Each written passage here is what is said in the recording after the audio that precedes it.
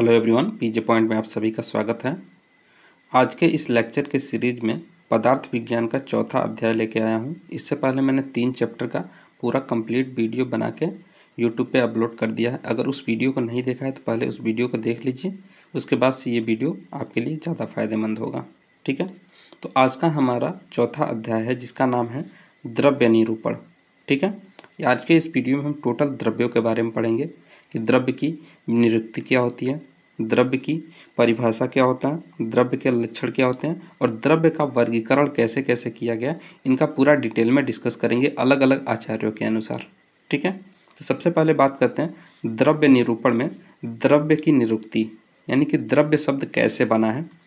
तो ध्रुवगतो धातु से यत प्रत्यय होकर द्रव्य शब्द बनता है, यानी कि ध्रुवगतो धातु में यत प्रत्यय लगाते हैं तो उससे द्रव्य शब्द बनता है। ठीक है, द्रव्य।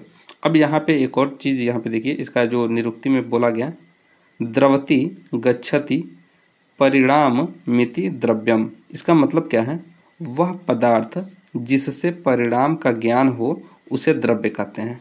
ठीक है, उसे द्रव्य, परिणाम का ज्ञान हो उसे द्रव्य कहते हैं। जैसे कोई भी द्रव्य, यहाँ पे परिणाम का मतलब क्या है, परिणाम का मतलब है यहाँ पे आप उसका वजन समझ सकते हैं। वजन यानी कि अगर केजी में इसको ले सकते हैं, या फिर कोई अगर सामान है जिसको आप लंबाई में नापते हैं तो उसको मीटर में ले सकते हैं। ठीक है, अगर कोई लिक्विड है तो उसको आप लीटर में उसको नापते हैं। तो यहाँ पे परिमाण का मतलब हो गया, परिणाम का मतलब यही होगा। ठीक है, उसे द्रव्य कहेंगे। अब देखिए इस यहाँ पे जैन दर्शन के अनुसार क्या बताया गया है कि ध्रुव धातु से द्रव्य शब्द बनता है। ठीक है, और इसका अर्थ क्या होता है, द्रव्य शब्द का अर्थ क्या होता है, प्रवाहित होना, यानी कि जो प्रवाहित हो रहा है वही क्या है, द्रव्य है। ठीक है, और इसमें यह भी बताया गया कि जो द्रव्य की उत्पत्ति होती है, पहले उत्पत्ति होता है और कुछ समय बाद से फिर से वह नाश हो जाता है। यानी कि पहले उत्पत्ति होगा, फिर कुछ समय तक रुका रहेगा, उसके बाद से कुछ समय के बाद से नाश हो जाएगा, यानी कि समाप्त हो जाएगा। जैसे देखिए दुनिया में कोई भी वस्तुएं हैं तो पहले उत्पन्न होती हैं, उसके बाद से उसका अस्तित्व रहता है, उसके बाद से वो खत्म हो जाता है। तो उसी के आधार पर इन्होंने ये बताया है। इससे ज़्यादा इम्पोर्टेंट है आपका द्रव्य की परिभाषा। ठीक है, तो सबसे पहले द्रव्य की परिभाषा जानते हैं। इसके लिए ये श्लोक आपको बिल्कुल याद होना चाहिए, ये श्लोक आपको याद होना, रटा होना चाहिए।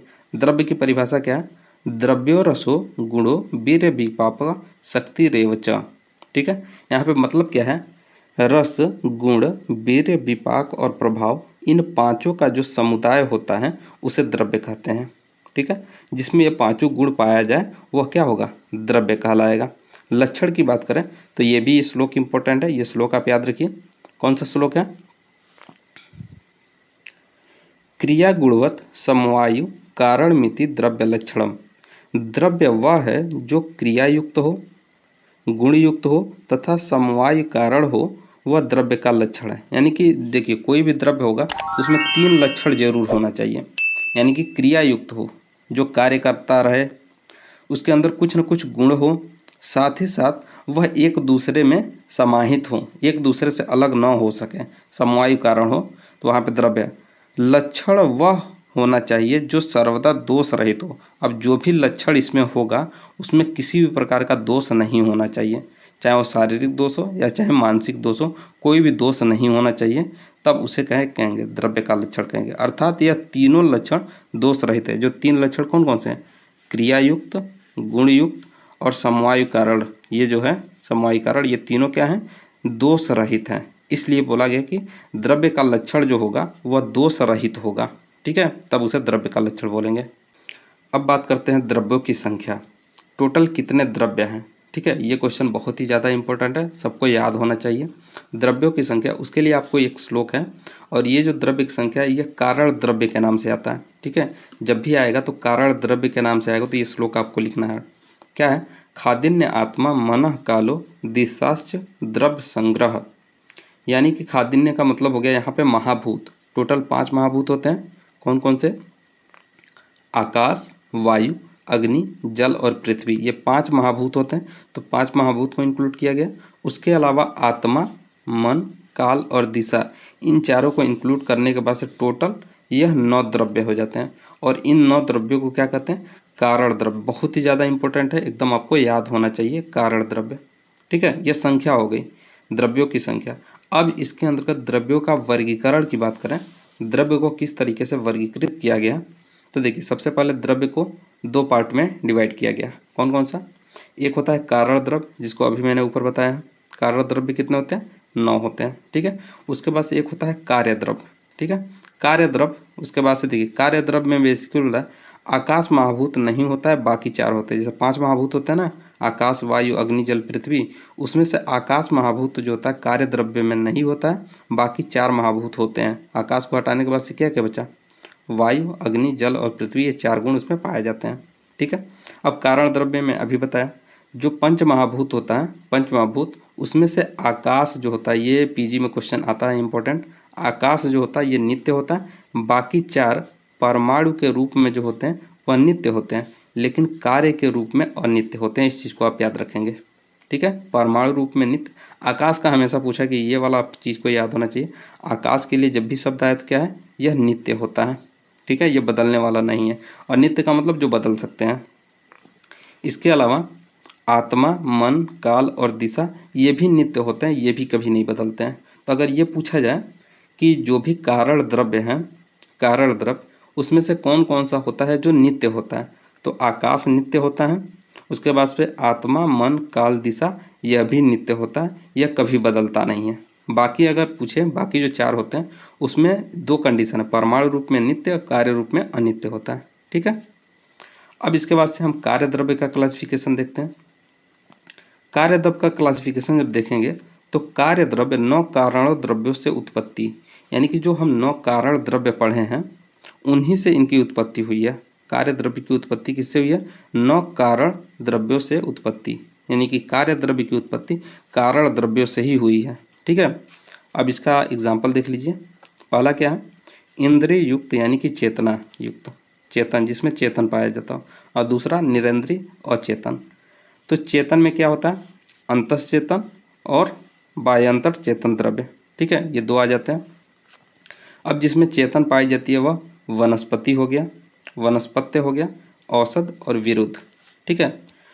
वनस्पति का मतलब क्या है, इस चीज़ को समझिए, यहाँ से भी क्वेश्चन पूछा जाता है। वनस्पति का मतलब होता है जिसमें फल तो दिखेंगे लेकिन फूल नहीं दिखेंगे, ठीक है। ऐसा वृक्ष होगा या पौधा होगा जिसमें फल आएगा लेकिन फूल नहीं दिखाई देगा। जैसे एग्जाम्पल में बट और गूलर, ठीक है। इसमें क्या होता है? इसमें फूल दिखता नहीं है लेकिन फल दिखाई देता है। वानस्पत्य में क्या है? इसमें फूल और फल दोनों दिखाई देगा, जैसे आम हो गया और जामुन हो गया, और भी इसके एग्जाम्पल हो सकते हैं, ठीक है। औषध में देखेंगे तो जौ, गेहूँ, चना, ये औषध में आ जाएगा। विरुद्ध में देखेंगे तो लता आ जाएगा, ठीक है, लता या फिर प्रतान जिसको कहते हैं, तो वो सब आ जाएंगे। इसमें लता वाले जितने भी चीज़ें होंगी सब विरुद्ध में आ जाएंगे। तो ये अंतश्चेतन हो गया। और बाह्य चेतन में देखेंगे, इसमें क्या होता है? जरायुज, जरायुज यानी कि प्लेसेंटर वाले एनिमल आ जाएंगे। अंडज जो कि एग देते हैं। स्वेदज पसीने से जिनकी उत्पत्ति होती है। और उद्भिज, ये वाले आपके टोटल ये 4 आ जाएंगे, ठीक है। उसके बाद से ये देखिए निरंतरी, जिसमें कोई चेतना नहीं होता है। इसमें खनिज आ जाते हैं, जैसे धातु हो गया, अधातु हो गया। और मानव निर्मित यानी कृत्रिम, मानव निर्मित जो होते हैं उसमें भी अचेतन होता है, यानी कोई भी चेतना नहीं पाई जाती है। तो ये आपका क्लासिफिकेशन हो गया। अब इसके आगे देखते हैं। यहाँ पे इसका एग्जाम्पल देख लीजिए जो बुक में दिया हुआ है, उस चीज़ को एक बार। चेतन द्रव्य शब्द देखेंगे तो अंतःचेतन, उसके अंतर्गत वनस्पति, उसके बाद से वानस्पत्य, विरुद्ध और औषधि।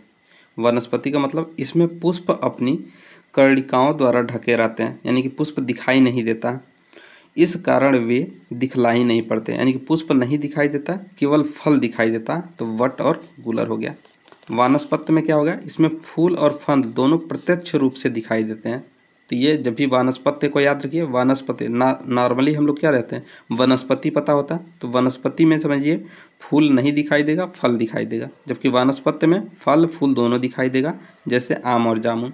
विरुद्ध में इनकी लताएं फैलती है अथवा गुल्म के रूप में होती है, यानी कि लता वाली जो भी आएंगे वो विरुद्ध में आ जाएंगे, जैसे गिलोय हो गया।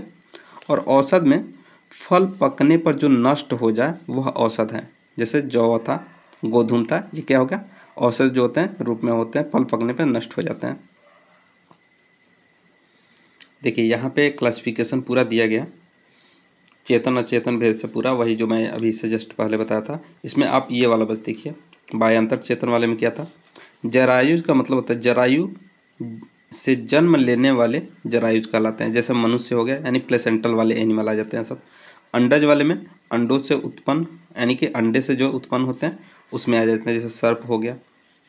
स्वेदज का मतलब जो स्वेद यानी पसीने से उत्पन्न होते हैं, कृमि हो गया और कीट हो गया। उद्भिज का मतलब पृथ्वी के भीतर से निकलने वाले उद्भिज कहे जाते हैं, जैसे कि इंद्रगोप, बीरबहुटी। ठीक है, इस चीज़ को आप याद रखेंगे। और भी इसका वर्गीकरण देखते हैं जो अलग अलग भेद से किया गया। जैसे प्रयोग भेद से द्रव्य का प्रकार, जैसे आप द्रव्य को किन रूपों में प्रयोग करते हैं।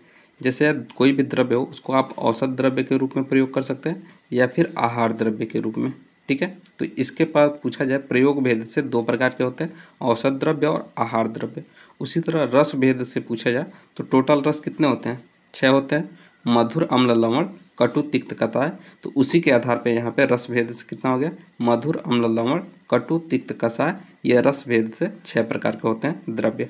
ठीक है, उसके बाद से योनि भेद से पूछा जाए तो योनि भेद यानी कि उत्पत्ति के भेद से अगर पूछा जाए तो या तो जांगम हो सकते हैं यानी कि एनिमल के द्वारा ओरिजिन, या फिर औद्भिज प्लांट के द्वारा, या फिर भौम यानी अर्थ क्रस्ट से। तो योनि भेद से कितने प्रकार के हो गए, 3 प्रकार के। ठीक है, उसके बाद से दोष, कर्म एवं स्वास्थ्य वृत्त के भेद से पूछा जाए तो दोष प्रशमक हो सकते हैं, धातु प्रदूषक हो सकते हैं और स्वास्थ्य कारक हो सकते हैं। ठीक है, दोष प्रशमक यानी कि दोषों को शांत करने वाले, या फिर धातु प्रदूषक धातु को दूषित करने वाले, और स्वास्थ्य कारक यानी स्वास्थ्य के लिए हितकर हो सकते हैं। तो दोष ये 3 प्रकार से हो सकते हैं, मतलब दोष के कर्म के आधार पे जो द्रव्य होते हैं 3 प्रकार के हो सकते हैं। ठीक है, आहार भेद वाला इंपॉर्टेंट है, इस चीज़ को आप याद रखिए। यहाँ पे जो वर्गीकरण मैं आपको बता रहा हूँ ये चरक का है। तो आहार भेद से चरक ने द्रव्य को 12 वर्गों में बांटा है। ठीक है, आहार भेद से चरक ने द्रव्य को 12 वर्गों में बांटा है। इन 12 का नाम आपको याद होना चाहिए। पहला है सूख धान, दूसरा समी धान, मांस, शाक, फल, हरित, मध्य, जल, गोरस, इच्छु, कृतांत, आहार उपयोगी। तो इसमें से देखिए सूख धान्य में सभी अनाजें आ जाती हैं, समी वाले में दाल आ जाती है, मांस में बताना नहीं है, सभी प्रकार के मांस हो जाएंगे। शाक में मकोई और चौराई का साग जो होता है वो आ जाएगा, और भी जो भी साग होंगे सब साग वर्ग में आ जाएंगे। फल में सभी फल आ जाएंगे। हरित में नींबू, मूली ये सब जो होंगे वो सब आ जाएंगे हरित वाले में। और मध्य में आसव, अरिष्ट, सूरा जो हों ये सब आ जाएंगे। जल में कुछ बताना नहीं है। गोरस में जो भी गाय से मिलते हैं, जो भी हमें गाय से प्राप्त होते हैं वो सब गोरस वर्ग में आते हैं। इच्छु वाले में गुड़ हो गया, चीनी हो गया, शहद हो गया, मधु। उसके बाद से कृतान्न में पेया, बिलेपी, मंड और सत्तू ये सब आ जाएंगे। और आहार उपयोगी में तेल मसाले यानी खाना बनाने को स्वादिष्ट बनाने के लिए जो उपयोग किया जाता है वह सब आहार उपयोगी में आ जाएंगे, यानी खाने बनाने में जो भी उपयोग किए जाते हैं। इसके अलावा जो कर्म भेद से अगर देखेंगे तो कर्म भेद से टोटल 50 महाकसाय हैं। जो चरक सूत्र स्थान चौथा चैप्टर है वहाँ पे आपको मिलेगा 50 महाकसाय के बारे में जो बताया गया चरक ने, जो वो कर्म भेद से 50 हैं। इसके अलावा ये क्वेश्चन एक बार पीजी में रिपीट हुआ है, पीजी का एग्जाम में रिपीट हुआ है क्वेश्चन। मीमांसक तम अंधकार को दशम द्रव्य मानते हैं। यहाँ पे क्वेश्चन ऐसे पूछा गया था कि तम को द्रव्य की संज्ञा किसने दिया है। जो तम होता है इसको द्रव्य की संज्ञा किसने दिया है। तम को तो द्रव्य नहीं मान सकते, द्रव्य जो होते हैं 9 होते हैं कारण द्रव्य, लेकिन उसमें जो तम होता है इसको 10वां द्रव्य माना है। तो किसने माना है, मीमांसक ने। ठीक है, मीमांसकों ने इसे द्रव्य की संख्या बताया है। आई होप आपको वीडियो पसंद आया होगा। अगर वीडियो पसंद आया तो वीडियो को लाइक करें और चैनल पर नए हैं तो चैनल को सब्सक्राइब करिए। इसी तरह का मैं वीडियो आपको पूरा ये पदार्थ विज्ञान का कंटिन्यू करता रहूँगा जब तक ये पूरा चैप्टर ख़त्म नहीं हो जाता। पूरा मतलब जितने भी चैप्टर दिए हैं सभी चैप्टर में मैं वीडियो एक एक करके लेके आ रहा हूँ। अभी टाइम ज़्यादा नहीं मिल पा रहा है जिसकी वजह से मैं वीडियो पूरा नहीं बना पा रहा हूँ। जैसे जैसे टाइम मिलता जाएगा मैं पूरा वीडियो आपको बना के अपलोड करता जाऊँगा। ठीक है, मिलते हैं नेक्स्ट वीडियो में, तब तक के लिए टेक केयर, बाय बाय।